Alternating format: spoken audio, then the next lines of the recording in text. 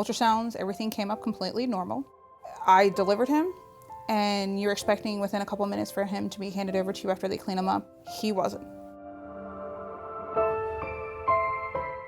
I had a nurse come in and say, your child is sick. And she said, within the hours, he's being transported to CHKD so we can find out more. Your whole world stops.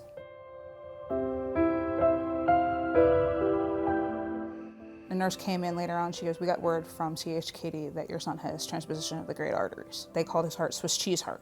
And it's a term that will always stick in my head because he had so many holes in his heart. He had eight holes in his heart.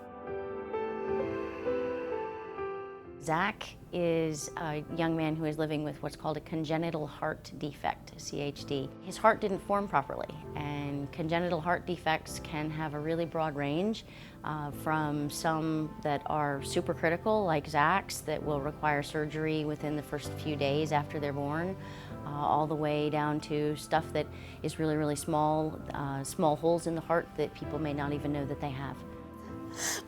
My fear was that he was going to go into surgery and I'd never see him again. And I wanted him to at least know,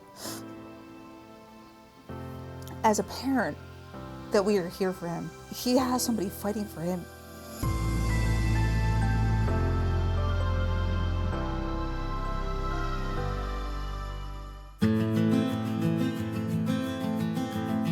We learned very early on that a lot of people aren't very informed of it. We are getting these children into teenage years, adult years. We need to know how to handle them.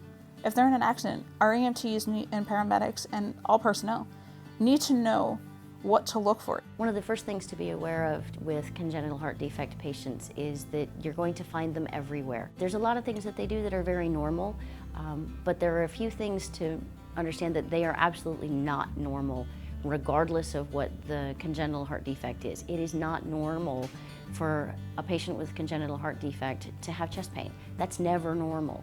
It's never normal for them to pass out. It's never normal for them to be really, really short of breath, particularly if there's no reason for them to be really short of breath. Those are patients that something's going on, and we really need to be diligent about making sure that we get them to help as quickly as possible. Some of the signs of CHD vary, and it depends a lot upon exactly what type of congenital heart defect the patient has. A relatively minor heart defect, the only thing the patient may know is that they were told that they had a heart murmur. But it could range all the way up to a baby who is very pale, is blue, particularly around the face and lips, that has trouble breathing, that is got a pounding heart. If we know that the child has a congenital heart defect and we're called to help, then we need to be asking mom and dad, what's the best plan? What have you tried? What have you already done? Because they are going to do everything that they know to do first. So you need to be working with the family and the caregivers to figure out what's going to be the best plan of action for that patient. Those folks are here, they're in our population. We need to be aware of best practices for helping those patients when something goes wrong.